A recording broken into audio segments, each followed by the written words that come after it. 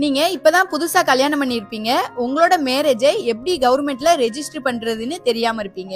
இந்த ஒரு web link மூலமா உங்களோட மேரேஜை நீங்களே ரெஜிஸ்டர் பண்ணிக்கலாம். அது உங்களோட மொபைல் போன் கூகுள் குரோம்ல newgrouplinks.in அப்படின்னு சர்ச் பண்ணுங்க. அதுல ஃபர்ஸ்ட் லிங்கை கிளிக் பண்ணா இந்த மாதிரி பேஜ் ஓபன் ஆகும். அதுக்கு மேல மேரேஜ் ரெஜிஸ்ட்ரேஷன் அப்படின்னு சர்ச் பண்ணுங்க. இந்த போஸ்டை கிளிக் பண்ணி கீழே போனீங்கன்னா அந்த வெப் லிங்கோட லிங்க் இருக்கும். அந்த வெப்சைட்டோட இன்சைட் இத மாதிரி தான் இருக்கும். இதுல பயனர் பதிவுங்கிற ஆப்ஷன்ல உங்களோட டீடைல்ஸ் எல்லாம் கேட்பாங்க.